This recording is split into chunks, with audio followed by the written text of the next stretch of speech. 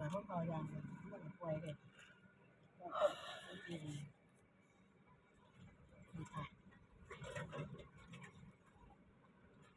เป็นโมโมเพราะว่ามากับไปป่วยเรารักษาเดี๋ยวของเนาะสีบานสียาตัวมันบอกเนี่ยเราเอาเวทีกินมาอะไรเขาอันนี้ถาดปลาบัวถาดปลาบัวกับแม่เพิ่นอยู่น้ำกันกับทางนี้เนาะว่าทางดีบ่เขามาในป่าในดงสวนยางเขาทางเดียวเมื่อผมเขาเคยเที่ยวยังปอดยังปอดกีดวัดหางปอดอันนี้3 วัดเดี๋ยวถ้าวัดหางเขาออกไปโอ้ก้างเก่ายังไกล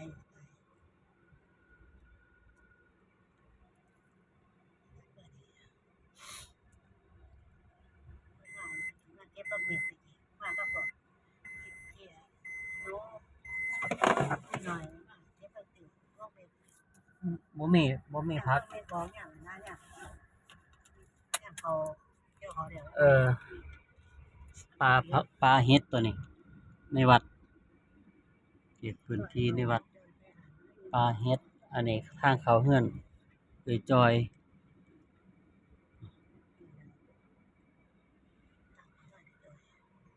ขณะฝนเขามาบ่ได้เด้นี่มันลมทางแท้นี่ทางมันเละวัดอาจารย์เละ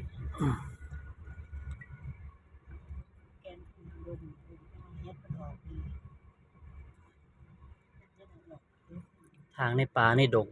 น้องเอ้ยทางเขาจะเอาไปเก็บเฮ็ด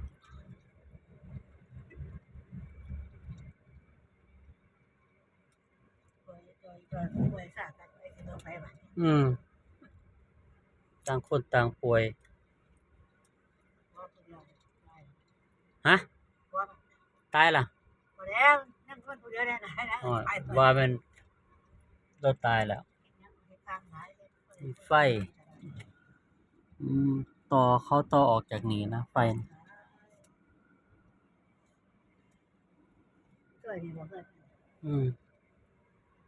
อันนี้ก็สำนักสงฆ์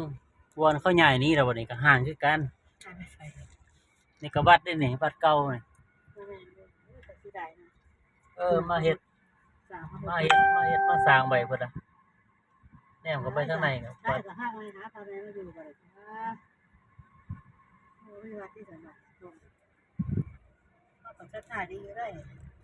ที่มันหน่อยมากก็จะว่าเขาพอได้เขาจะบ่ให้ว่าได้เขาปล่อยอยู่ได้หาได้นึงก็ให้10 ไร่ 10 ไร่เดี๋ยวนี้หาได้ทั้ง3 ไร่ไผก็อยากสร้างบารมีของเจ้าของบวชมาแน่ก็อยากสร้างวัดสร้างว่าเอาไปเอามาก็ศึกนี้อยู่บ่ได้ก็เป็นวัดห่างเป็นสำนักสงฆ์ห่าง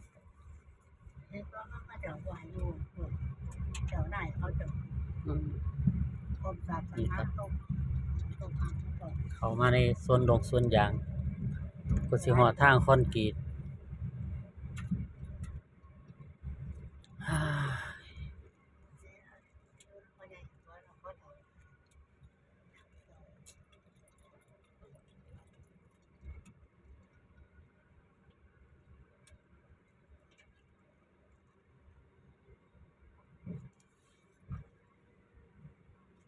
นี่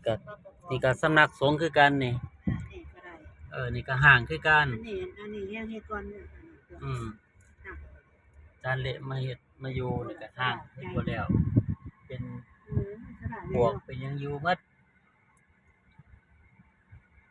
นี่ก็ห่างที่พักสงฆ์ทุ่งน้องแต้ห่างแล้ว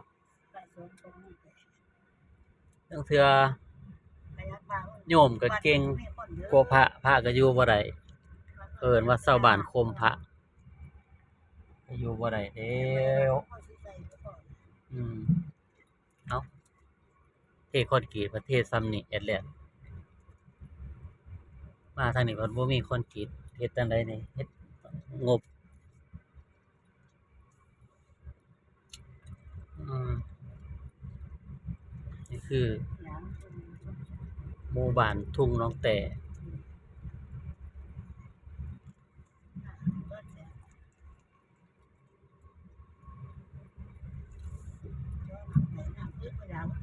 หิวน้ำแล้วเด้ยายว่าบ่ได้เอาน้ำมากินน้ำ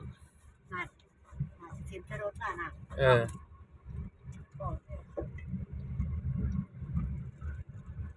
พากันไปเลาะเยี่ยมแต่คนป่วยเลยแต่ของก็สิตายน้ำบัดเออหิวน้ำเลยบ่มัน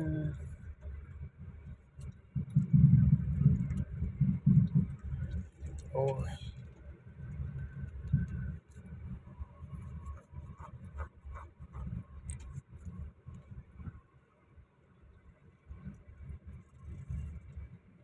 อาสิเทคอนกรีตได้แล้ว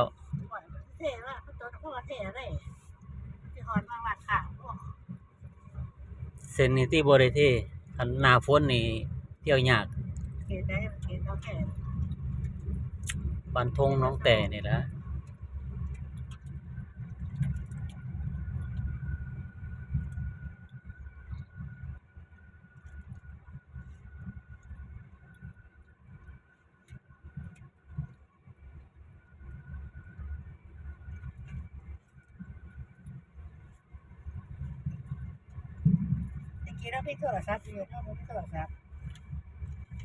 โอ้ย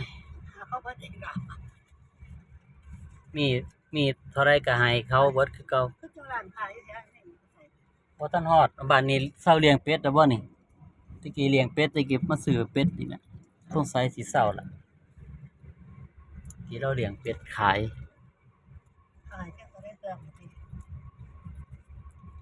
ให้ก็บ่รักษาคันว่าได้ฟรีเราก็บ่รักษามันต้องซื้อเอามันจังสิรู้จักแพง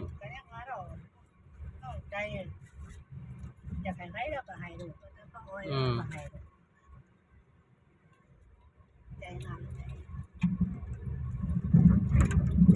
แดนแฮงบ่ได้ทางเป็นหลุม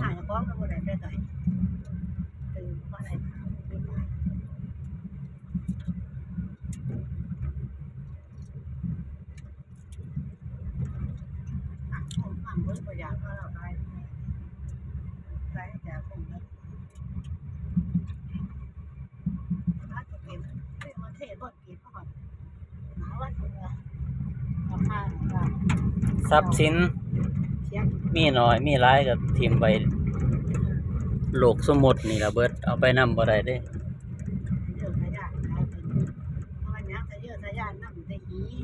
อืม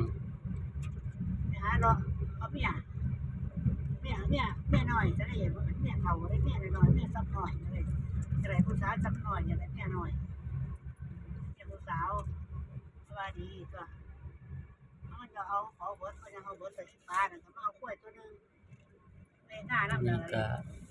ปีนี้บ่ร้านค้านี่บ่ฮอดถึงคอนกรีตบ้านโนนสว่างแล้วครับโอ้บ้านทุ่งน้องแต่ติดๆกับโนนสว่างนี่แหละเบิกว่ามีร้านค้าบ่หิวน้ำบ่ร้านค้านี่ก็เจ๊งละสิแม่นร้านทางหน้านี่แหละอืม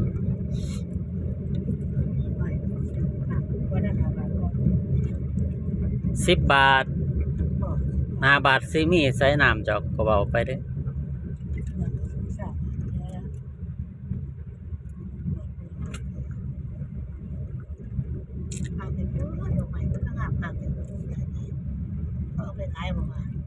อปลูกขายแหละ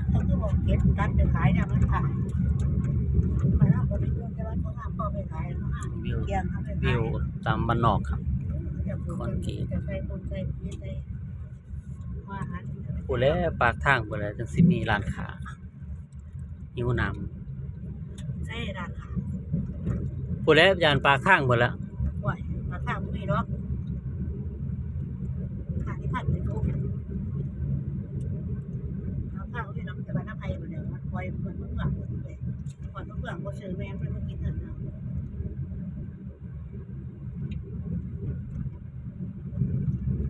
เรื่องผ่านที่ผ่านเดียว แม่นบ่ร้านค้าก็เซาขายแล้วบ่ ร้านขาย